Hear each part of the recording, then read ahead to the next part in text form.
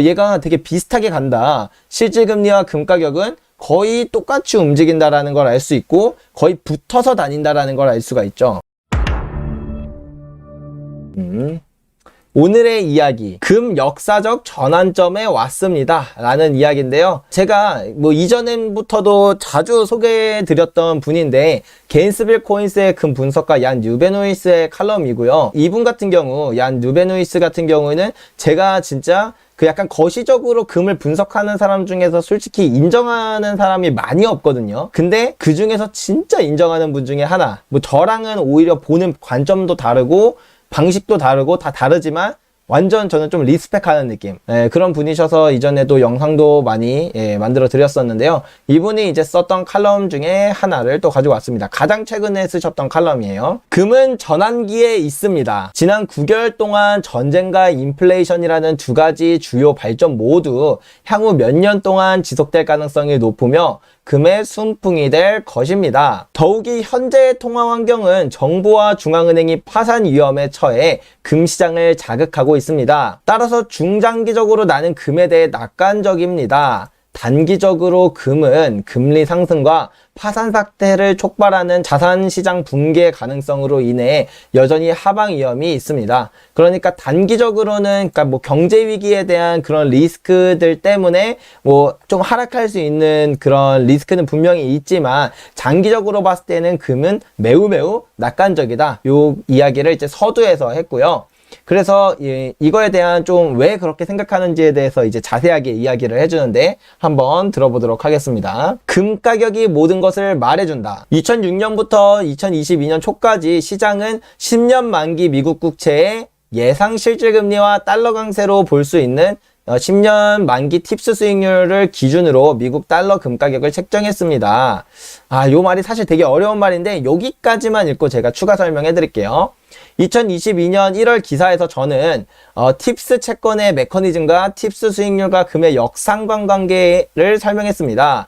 기본적으로 팁스 수익률은 미국 국채의 명목금리에서 예상 인플레이션을 뺀 값입니다. 그래서 요거에 대해서 제가 말씀을 해드리면 사실 제가 이야기 드렸던 부분이랑 좀 많이 일치되는 부분도 있어요. 금에 있어서 제가 가장 중요하게 봐야 하는 두 가지가 있다면 첫 번째는 실질금리고 두 번째는 생산량이다. 요렇게 항상 말씀을 드렸었잖아요.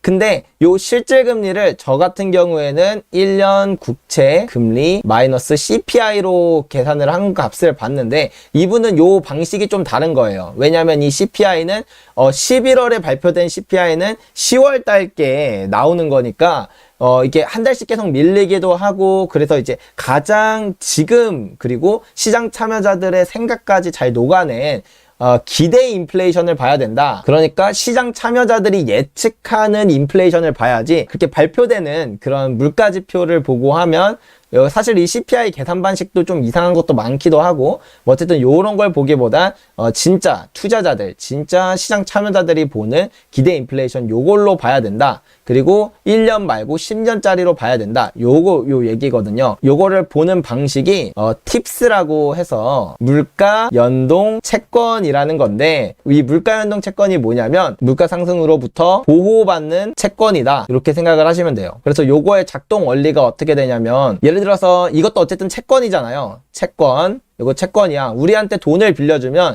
우리는 이자를 1% 줄게. 그리고 특약사항으로 뭘 넣어놨냐? 물가 상승만큼 원금을 올려줄게. 요 말이에요. 그래서 예를 들어서 이자는 1%고 제가 이거를 100만 원을 샀어요. 이 채권을. 근데 올해 인플레이션이 예를 들어서 3%였다. 라고 하면은 일단 내 원금 100만 원을 103만 원으로 바꿔주고요. 그리고 여기에다가 곱하기 1.01 해서 1%를 더해서 주는 거죠. 네, 그래서 요렇게 하는 방식이 바로 팁스, 물가 연동 채권이다. 요렇게 생각을 하시면 돼요. 그래서 이제 시장에서 이 채권이 거래가 되잖아요. 그래서 팁스가 이렇게 거래가 되는데 그러면 팁스의 금리가 지금 예를 들어서 2%다 라고 하면 여기에는 뭐가 숨겨져 있냐면 사람들이 얘를 갖고 있는 것은 물가가 앞으로 어느 정도 오를 거라고 생각을 하니까 얘를 갖고 있는 거잖아요. 그래서 예를 들어서 얘가 10년짜리 팁스인데 10년짜리 채권인데 똑같이 10년짜리 우리가 국채를 살 수도 있겠죠. 있겠죠. 10년짜리 국채를 사면은 이자를 예를 들어서 5%를 줘요. 근데 팁스를 사면은 2%밖에 못 받아요, 금리를. 그런데도 이 팁스를 산다는 건 누군가가 지금 이 물가연 통제를 사고 있다는 건 10년 동안 평균적으로 인플레이션이 3% 정도 될 거라고 생각을 하니까 얘를 사는 거잖아요. 아니지, 3%보다 높을 거라고 생각하니까 이거를 사는 거잖아요. 만약에 3%보다 안 높을 거라고 생각을 한다면, 인플레이션이 2% 될 거라고 생각하면 2%에 2% 받아도 4%인데 그러면은 그냥 차라리 미국채 10년물짜리 5%짜리 사는 게 더 이득이니까. 그래서 결론은 여기서 이제 모든 것의 결론이 나와요.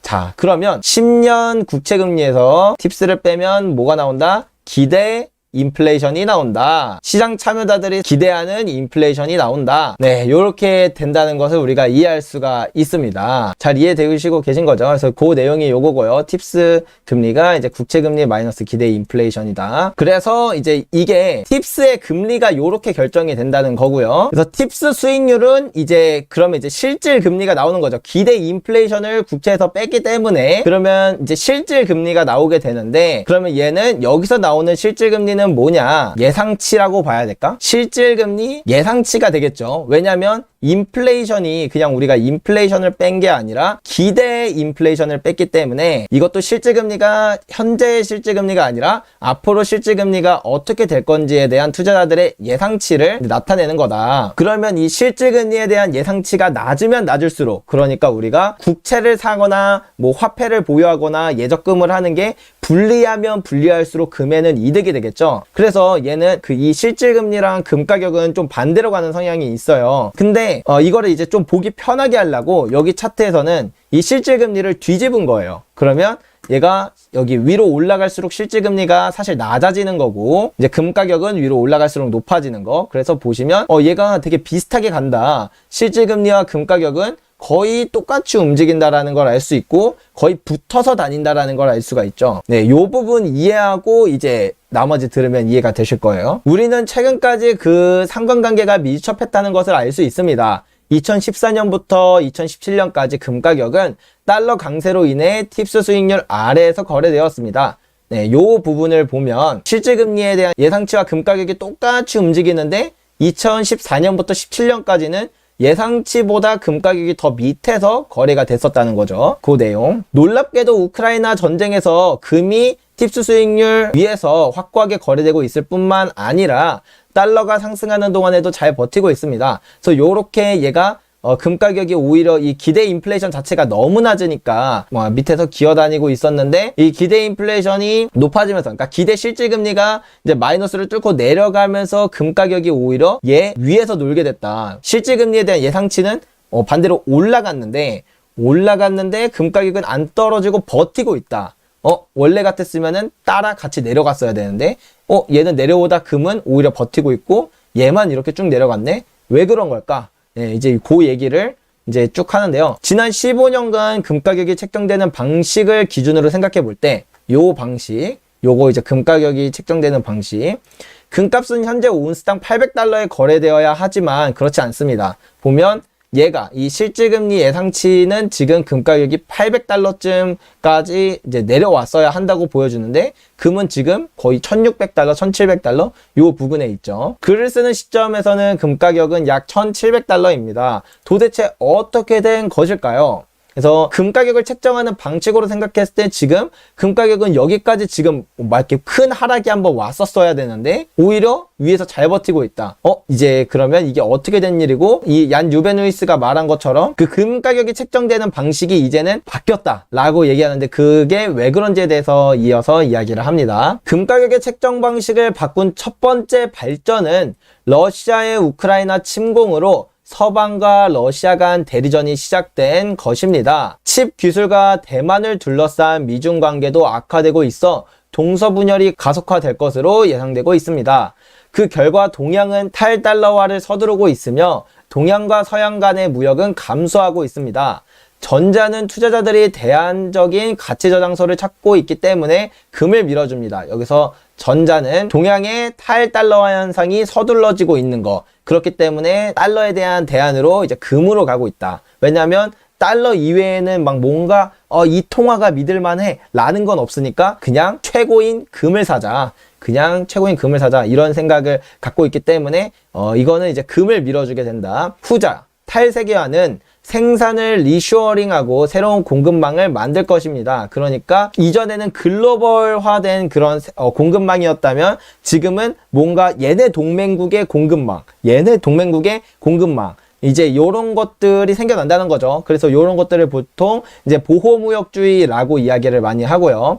그리고 요거는 실제로 이미 진행돼서 정확히는 2018년부터 진행돼서 지금 쭉 이어나가지고 있죠. 이는 인플레이션을 일으키고 금도 지원합니다. 네, 왜냐면 이전에는 저기서 한 20원에 사올 수 있었던 걸 우리 동맹국에서 그냥 50원에 사오게 되니까 당연히 그 물건에 대한 값도 높아질 거고, 옛날에 저기 인건비가 싼 데서 물건을 만들 수 있었는데 이제 걔네랑 좀 적대국이 된다면 우리나라에서 비싼 인건비로 물건을 만들다 보니까 또 이렇게 인플레이션이 일어나고 이런 것들이 있기 때문에 실제로 이 탈세계화의 시기 때는 항상 인플레이션이 크게 발생했었다는 것도 뭐 역사적 사실이기는 하죠. 그리고 이런 걸로 인해서 금도 상승하는데 그런 모멘텀이 된다. 전쟁으로 인해 미국은 러시아 중앙은행이 소유한 달러 자산을 동결하기로 결정했습니다. 네, 스위프트 제재를 말하는 거죠. 이 분수령의 순간은 모든 외국 달러 보유자들을 놀라게 했습니다. 그러니까 우리도 그냥 미국 말 한마디면, 미국이랑 적대지 되는 그 순간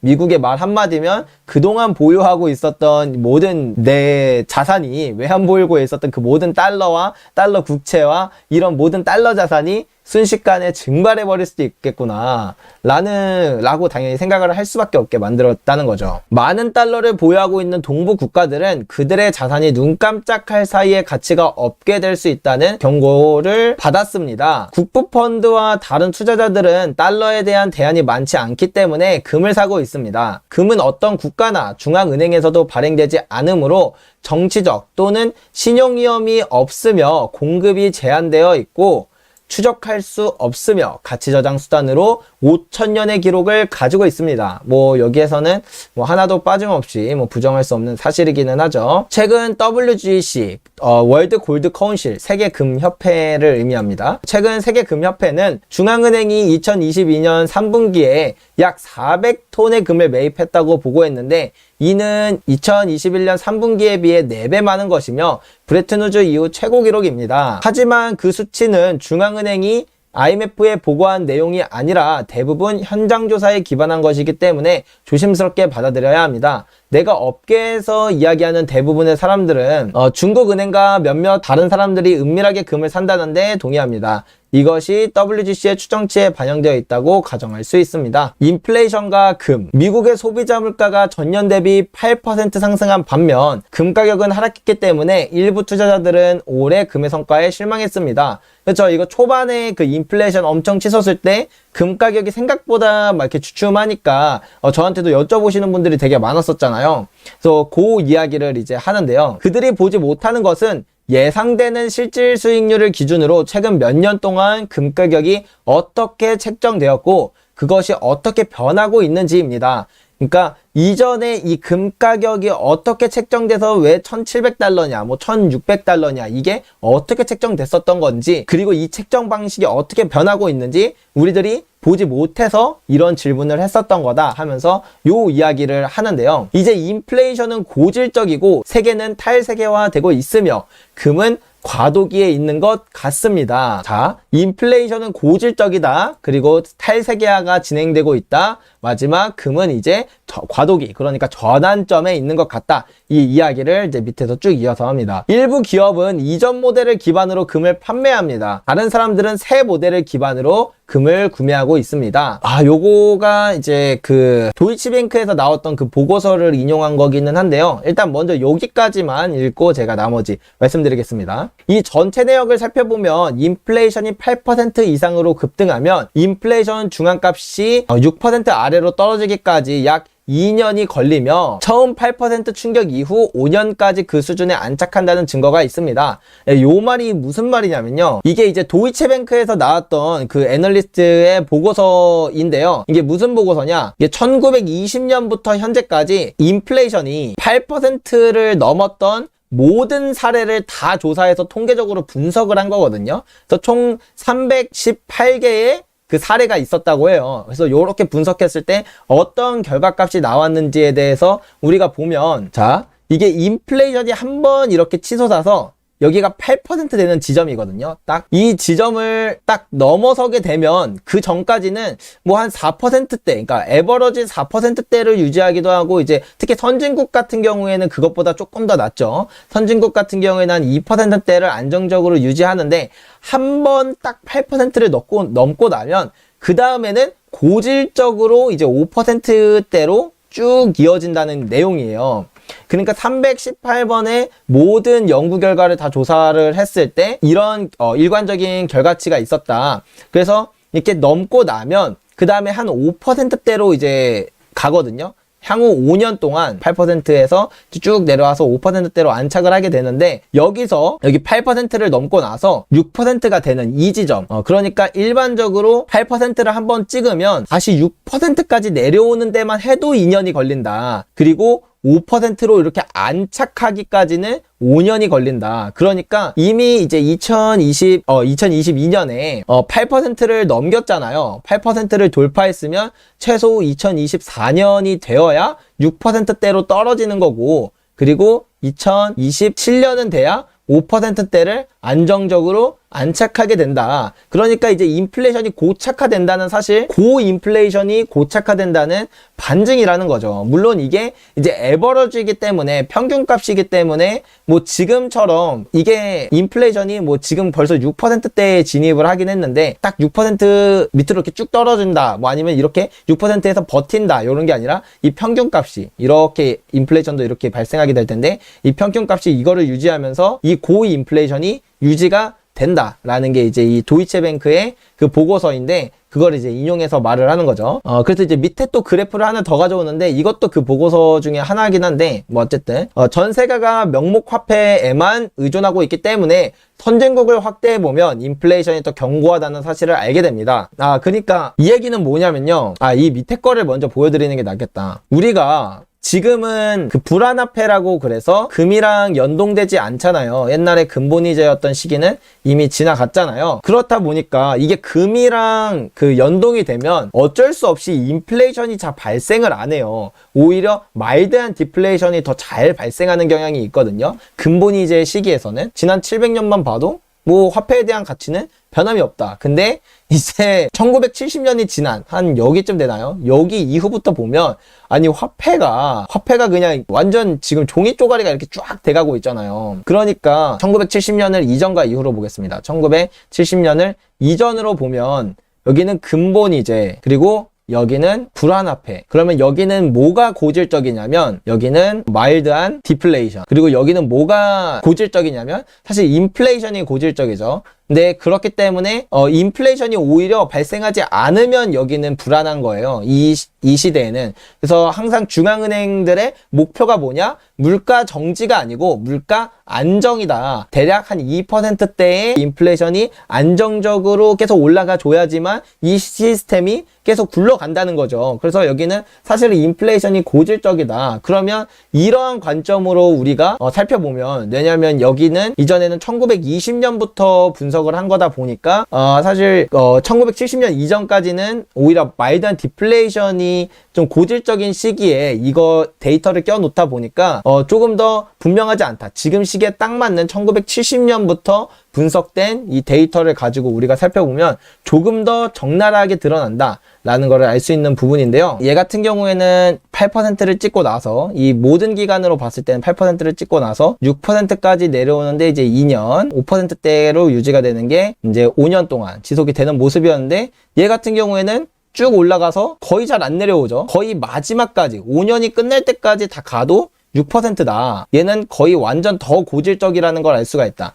얘도 1920년, 그러니까 근본이제가 있었던 시기에도 인플레이션이 8%를 넘는 순간 이거는 이제 고질적으로 변한다는 것을 알 수가 있는데, 1970년 이후 불안화폐 시스템이 된 이후를 보면 그냥 인플레이션은 사실상 거의 통제할 수 없을 정도로 오랫동안, 상당한 기간 동안 고인플레이션이 유지가 된다. 훨씬 더 고질적이다라는 게 그 통계학적 사실이다라는 걸 이제 드러냈다는 거죠. 그래서 그 이야기고요. 아마도 금은 채권 시장보다 다가올 일에 대해 더 많이 알고 있으므로 금의 가격 책정 모델이 바뀌고 있습니다. 흥미로운 사실, 1914년 이전에는 금속 통화 기준으로 인해 인플레이션이 거의 존재하지 않습니다. 네, 그래서 요건 아까 전에 그 얘기를 드린 거고요. 그래서 결론적으로 원래 이전에 그 금 가격을 책정하는 모델대로라면 지금 금 가격은 이 책정 모델대로 800달러 있어야 정상이고 실제로 원래 그랬어야 되지만 이제는 이 금 가격이 여기에 있다는 것은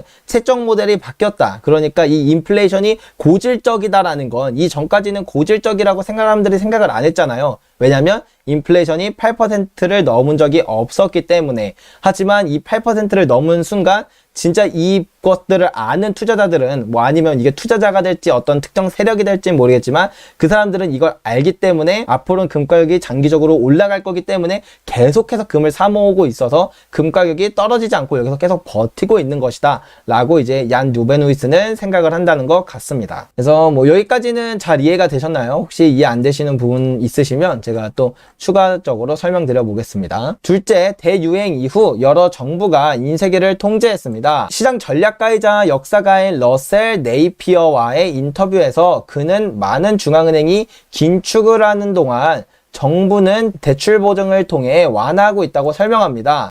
그러니까 이제 이런 거죠. 중앙은행은 긴축을 하는데 정부는 사실은 완화를 하고 있다. 왜냐면 긴축을 하니까 뭐 금융이 경색되고 이러니까 이 경색된 금융을 풀어주려고 정부가 대출 완화 조치라던가 아니면 최종 대부자 우리가 이런 부실 채권들 사줄게 막 이런 식으로 하면서 사실 정부는 뭔가 완화적인 스탠스를 갖고 있다. 중앙은행만 긴축적으로 하는 거다. 그래서 상업은행은 통화 공급을 늘리는 신용을 만들고 정부는 대출이 악화되면 청구서를 지불합니다. 네이피어는 이것을 뉴 노멀이라고 말했습니다.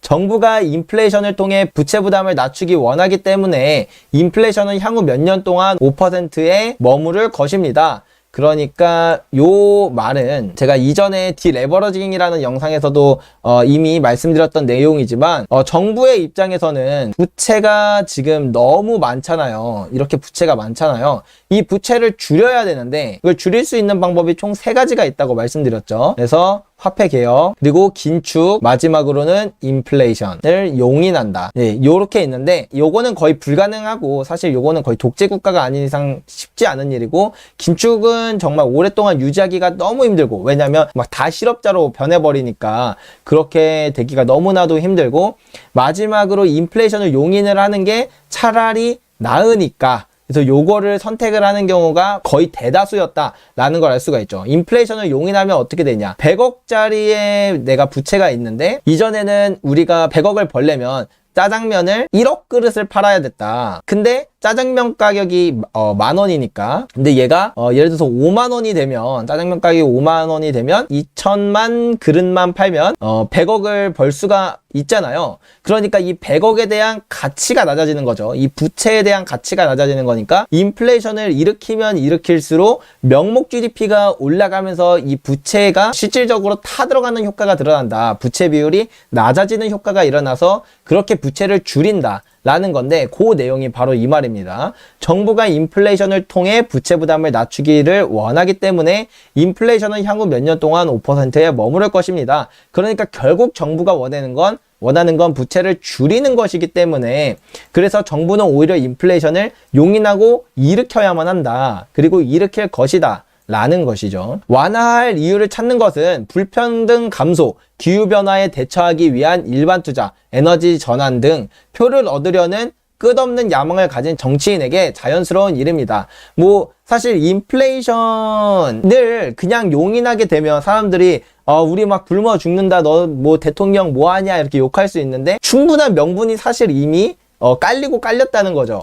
우리 이제 지구를 살려야 돼. 기후변화에 우리가 동참해야 돼. 이런 명분을 들이세우는데 뭐 이렇게 들고 일어설 수 없으니까 뭐 불평등을 감소하기 위해서 이런 정책을 하는 거야 라고 이렇게 할 명분이 있다 보니까 요런 명분으로 사람들한테 인플레이션을 그냥 용인할 수밖에 없게끔 그냥 우리가 인플레이션을 용인하는 이 정책을 이어나갈 수 있게끔 이렇게 정치인들도 바뀔 거라는 거죠. 뭐 사실 이러한 거는 요즘 들어서 생기는 그런 신기한 일이 아니라 사실은 과거 뭐 로마 시대나 이럴 때를 돌아가도 늘상 써먹던 일이거든요. 어느 순간 화폐의 가치가 너무 떨어지고 부채가 너무 많아지면 뭐 이런 식으로 뭐 불평등 감소한다. 그 한마디로 양극화를 이제 줄이겠다. 뭐 이런 식으로 하면서 뭐 늘상 써먹던 일인데 사실 사람은 또 망각의 동물이라고 우리가 뭐 100년, 200년 사는 게 아니다 보니까 그런 걸 다 까먹어서 이런 게 또 처음 느껴지죠. 근데 그런 걸 또 어쩔 수 없이 정치인들은 써먹으면서 이렇게 인플레이션을 오랫동안 유지시키고 그로 인해서 부채를 낮추는 그런 정책을 할 것이다. 요거는 저도 사실 디레버러징이라는 영상을 통해서 여러분들께 이야기 드렸던 내용과 좀 일맥상통한 부분이긴 한데 뭐 궁금하시면 이제 그 영상도 한번 보시면 좋을 것 같아요. 2020년 2월 이후 유럽연합 내 기업에 대한 은행 대출에 대한 통계를 제공합니다. 독일의 모든 신규 대출 중 40%는 정부가 보증합니다. 프랑스에서는 모든 신규 대출의 70%이며 이탈리아에서는 100%가 넘습니다. 최근 독일은 에너지 위기의 영향을 커버하기 위해 거대한 새로운 보증 제도를 내놓았습니다. 이것은 새로운 표준입니다. 뉴 노멀이라는 거죠. 정부에게 신용보증은 공짜 돈에 가까운 마법의 돈나무와 같습니다. 그러니까 그쵸. 그냥 돈은 그냥 종이에다가 100억 원임 이렇게 찍어서 주면 그만이니까 뭐 옛날처럼 진짜 뭐 100억 원을 만들려면 100억 원치의 금이 있어야 되는 게 아니잖아요. 지금 시대는 그냥 신용화폐주의고 신용은 말 그대로 이 사람이 믿으면 내 돈을 쓰는 거니까 내가 종이에 뭐 얼마라고 써서 주든 상관없는 거고 그래서 이렇게 뭐 대출로 이렇게 막고 있는데 요런 게 뉴 노멀이다. 이제는 이게 오히려 자연스러운 현상이 되었고 이 시기도 사실 생각보다 많이 지났죠. 양적 완화도 이것 때문에 통했던 정책이잖아요. 이걸 사람들이 아직까진 믿으니까. 그들은 더 많은 정부 부채를 발행할 필요도 없고 세금을 인상할 필요도 없으며 단지 상업은행의 신용보증을 발행할 뿐입니다. 러셀 네이피어 교수의 그 이야기를 여기다 또 이제 인용을 했네요. 셋째, 세계는 기존의 에너지 사용과 에너지 전환 실현을 위해 여전히 화석연료에 크게 의존하고 있지만 새로운 석유 발견은 줄어들고 있습니다. 리스타드 에너지 분석에 따르면 현재 세계 회수 가능한 석유는 총 1조 5,720억 배럴로 작년보다 거의 9% 감소했습니다. 타이트한 석유 시장은 향후 몇 년 동안 지속되어 유가를 상승시키고 이는 상품 및 서비스 가격으로 전가되어 인플레이션을 더욱 부채질할 것입니다.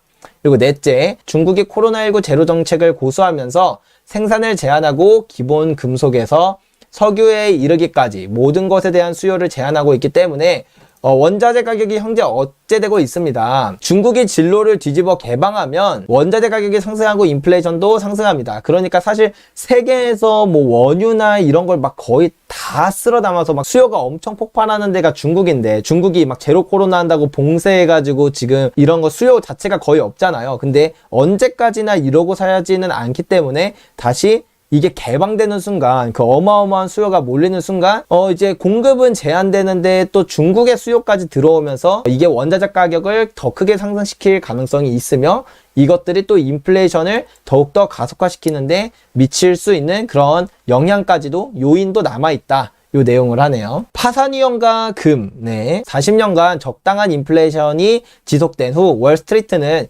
인플레이션이 항상 2%로 빠르게 되돌아갈 것이라고 생각합니다. 중앙은행과 정부에 대한 강한 신뢰가 반영된 것입니다. 그러니까 지난 40년 동안은 거의 인플레이션이 2%대로 이제 안정적으로 유지가 됐었잖아요. 뭐 8%를 넘지 않았었기 때문에. 근데 이제는 8%를 다시 넘었다는 것도 있고 그리고 탈세계화도 있고 그리고 부채 문제도 애초에 커서 사실 정부는 인플레이션을 일으키고 싶다는 것도 있고 이 모든 것들이 있다 보니까 이렇게 2%로 빠르게 다시 되돌아갈 것이라는 기대 자체가 이제는 안 먹히는 게 아닌가. 이제는 좀 허황된 이야기고 그렇게 생각하는 게 더 오히려 바보 같은 생각 아닌가라는 그런 의미의 이야기 같아요. 이제 중앙은행은 금리를 인상하고 있으며 그들 자신과 정부가 경제 위협을 가하고 있다는 것이 점점 더 명백해지고 있습니다. 예를 들어 유럽에서 이탈리아는 공공부채가 너무 많아서 최근 몇 년 동안 ECB, 유럽 중앙은행이죠. 유럽중앙은행이 사실상 유일한 이탈리아 국채 구매자였습니다. 그러니까 이탈리아는 사실 그 돈을 빌릴 수 있는 그런 신용도 없는데, 근데 얘네들이 무너지는 순간 이 모든 불안화폐 시스템이 다 이렇게 도미노처럼 무너질 수밖에 없는 구조가 되어 있다 보니까 이제 이탈리아에 너무나도 많아서 공공부채가 더 발행할 수도 없지만 그거를 이제 ECB가 사주고 있다. 그렇다면 ECB는 어떻게 긴축을 하고 이탈리아가 파산하지 않고 금리를 인상할 수 있을까요? 이제 뭐 만약에 정말 이 인플레이션을 잡고자 한다면 긴축을 해야 되는데, 이탈리아 같은 나라가, 사실 이탈리아도 문제지만 전 세계에 지금 정부 부채 문제가 없는 나라가 없잖아요. 다 이제 누가 막 너의 국채를 내가 떠안아 줄게 할 수 있을 여력이 있는 국가 자체가 거의 없다시피 한데, 그러니까 약한 고리부터 무너진다는 거죠. 그냥 인플레이션 용인하고 그냥 고질병이 되는 그런 것들이 이제 약한 고리부터 시작돼서 그냥 그게 유지가 될 수밖에 없다.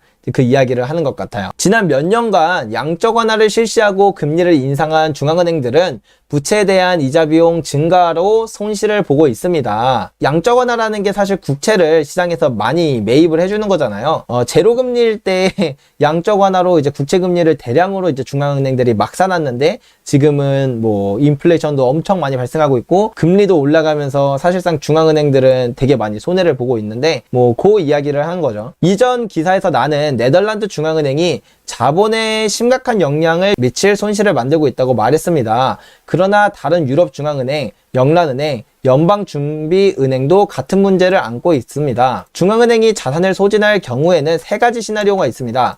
첫 번째, 마이너스 자산으로 운영하고 위험을 감수하면 사람들은 이러한 중앙은행이 발행한 통화에 대한 신뢰를 잃게 됩니다. 그러니까 더 이상 이 국가가 갖고 있는 어떤 자산들이나 아니면 얘네들이 갖고 있는 그 통화에 대한 그 약속, 너네들이 화폐를 갖고 있는 게 절대 손해가 아니게끔 우리가 이자를 충분히 쳐서 줄게 라는 그런 약속, 이 모든 것들이 다 깨져버리는 거니까, 마이너스 자산이라는 것 자체가 그렇게 깨져버리는 거니까, 그러면 아무도 그 화폐를 신뢰하지 않게 되면서, 그러면 이제 더욱더 인플레이션이 가속화되면서 뭐 정말 심할 경우에는 하이퍼 인플레이션도 발생할 수 있었죠, 역사적으로. 그런 가능성도 있다. 두 번째는 국채 보유자들은 중앙은행의 자본을 재자본화합니다. 이 옵션은 현재 높은 공공부채 수준 때문에 어렵습니다. 이거는 이제 좀 쓰면서 설명을 드릴게요. 이게 뭔 말이냐면, 재자본화가 뭐냐면 중앙은행이 있고 정부가 있고 이제 그 다음에 투자자들이 있죠. 그래서 정부는 이제 국채를 발행을 하죠. 그래서 요거를 얘네한테 팝니다. 그러면 투자자는 현금을 갖고 있고 중앙은행은 뭐 아무것도 없죠. 예, 근데 그러면 이제 현금은 정부한테 가고 국채는 이제 투자자들이 갖고 있게 됩니다. 투자자는 정부가 인플레이션보다 더 높은 금리를 줄 거라는 그런 약속을 했기 때문에 이 국채를 보유한 거예요. 이거는 암묵적인 룰이에요. 그게 아니면 투자자가 국채를 살 이유가 없으니까. 또 국채를 보유했는데 정부가 생각보다 인플레이션에 비해 금리를 별로 안 쳐주네? 아니면 오히려 금리가 자꾸 올라서, 금리가 오르면 이제 국채 가격이 떨어지니까 금리가 올라서 내가 국채를 보유한 손실이 발생하네. 내 국채 손실이 발생하네. 그러면은 이제 다음에 정부가 이제 국채를 발행할 때 또 안 사주겠죠. 그러니까 이런 사태가 오면 이제 중앙은행이 야, 그 국채 나한테 줘. 내가 비싸게 사줄게. 이렇게 해서 중앙은행이 이 국채를 가져가고 중앙은행은 다시 투자자들한테 현금을 꽂아주는, 이것을 이제 재자본화라고 보통 이야기를 해요. 중앙은행이 하는 재자본화라고 이야기를 해서 투자자들한테 그래, 뭐 정부가 약속을 안 지키면 우리가 비싸게 사주면 되잖아. 야, 믿고 정부 거 계속 사줘. 우리 국채 계속 사줘. 요렇게 하는 거거든요. 그래서 요거를 이제 한마디로 말하면 QE다 라는 거죠. QE. 근데 이미 정부도 부채가 너무 많고 중앙은행의 대차대조표에도 여기도 이제 손실이 너무 많죠. 왜냐하면 사람들한테 비싸게 국채를 자꾸 사주니까, 비싸게 국채 사주고 금리 올려주고 비싸게 국채 사주고 금리 올리고 이런 식으로 가면 얘네가 손실이 쌓이니까, 그러면 투자자들은 더 이상 여기를 믿을 수가 없게 되겠죠. 그래서 이제 재자본화를 할 수 있는 이것도 이제 사실은 한계에 왔다. 중앙은행의 금 재평가 계정을 사용하여 자본을 늘리십시오. 이를 위해서는 중앙은행들이 금 재평가를 할 수 있습니다. 그래서 이 세 번째 시나리오가 남았는데 요거는 뭐냐면 요거는 아마 지난번에 잠깐 설명드렸던 적이 있기는 한데요. 금을 보유한 중앙은행들은 이제 자본에 금이 들어가죠. 근데 얘를 이제 어떻게 평가하냐. 지금 뭐 예를 들어서 1,600달러라고 평가를 해놨어요. 근데 그러면 금 가격이 예를 들어서 16,000달러가 됐는데 지금 가격이 유지해도 되고 아니면 이 가격으로 바꿔서 평가를 해도 되거든요. 회계적으로. 그러면 요걸로 이제 금 가격이 이렇게 올랐을 때 요렇게 바꿔서 평가를 해버리게 되면 아니면 금 가격을 그냥 올려서 요걸로 바꿔서 평가를 하게 되면 자본이 10배가 늘어나는 거니까 얘네들은 다시 신용을 얻게 되겠죠. 얘네 재무구조가 탄탄해지네 하면서 뭐 국채를 더 발행한다던가 그런 걸 더 사준다던가 뭐 요런 것들을 할 수 있게 되는 거죠. 그래서 실제로 1933년 이럴 때를 보면 이제 국가가 금 가격을 20.67달러에서 35달러로 이렇게 자기네들 마음대로 올렸던 것처럼 사실 이렇게 올릴 수도 있다. 뭐 이런 방법도 있고 아니면 미국 같은 경우는 애초에 아직도 지금이 1,800달러인데 금 가격이 회계장부에 35달러로 적혀 있어요. 근데 얘를 만약에 지금으로 시가평가만 다시 하게 되면 1,800달러니까 대략 그 자본이 50배가 늘어나는 거니까 그만큼 좀 더 여력이 생기는 거죠. 재무제표가 좀 더 탄탄해졌다 라고 이렇게 보여줄 수 있게끔 만들 수 있으니까 그래서 금을 재평가하는 그런 것들이 일어날 수 있다. 시장은 금 재평가를 예상하고 그에 따라 금을 구매할 수 있습니다. 또한 그들은 국가가 채무불이행을 하고 금융시장에 전염병을 일으킬 때 안전한 피난처로 금을 살 수 있습니다. 그래서 이제 결론을 한번 우리가 들어보고 일단은 첫 번째 주제는 여기서 마무리하도록 할 텐데요. 글로벌 금융에는 수많은 과제가 있습니다. 2022년 이전에는 QE와 제로금리 정책으로 이러한 문제를 일시적으로 해결할 수 있었지만 근본적으로 문제를 악화시켰습니다. 부채 수준이 계속 증가했습니다. 인플레이션으로 인해 이러한 옵션은 치명적입니다. 더 이상 쉬운 길은 없습니다. 전쟁, 인플레이션 및 지불 능력 위험은 금에 대한 완벽한 폭풍이 될 수 있습니다. 금 분석가 얀 유베누이스가 이런 말을 하면서 이 칼럼이 마무리가 되었는데요. 뭐, 저 같은 경우에는 또 일리가 있는 부분도 사실 많은 것 같아요. 예, 사실 요렇게 할 수도 없고, 요것도 좀 어렵긴 하거든요. 뭐, 물론, 아직 뭐, 마지막 한 발이 남아있다라고 말씀하시는 분들도 계셨어요. 옛날에는. 뭐, YCC도 있고, MMT 이런 것도 있고, 이런 걸 통해서 마지막 그 완화 정책을 더 할 수 있다라고 얘기했었던 분도 계셨는데, 인플레이션이 이렇게까지 심해지기 전까진 있었는데, 이제는 못하죠. 우리 막 돈 무한정 또 뿌려줄게 하면은 막 사람들이 미쳤냐고 너 지금 인플레이션이 이런데 지금 뭐 돈을 또 뿌리겠다고 양극화 더 심해지는데 너 지금 누구 좋으라고 하는 거냐고 하면서 사람들이 이제 예전같이 그렇게 막 이렇게 돈 뿌리는 거에 대해서 이렇게 반기지 않을 가능성이 크기 때문에 요것도 조금 가능성이 요새는 많이 떨어지는 것 같다. 만약에 다시 한번 이렇게 좀 신용위기가 왔을 때. 그러면 이제 마지막 요거밖에 없는데, 그러니까 금을 진짜 재평가할지 안 할지는 뭐 모르겠지만 재평가가 될 것 같기는 합니다. 중앙은행들이나 정부가 재평가를 하는 게 아니라 투자시장에서 그동안 뭐 억눌려서 그런 건지 모르겠지만 진짜 금의 가격으로 다시 돌아갈 것 같기는 해요. 뭐 그런 생각이 좀 드는 부분인 것 같기는 합니다. 네, 여러분은 어떻게 생각하시나요?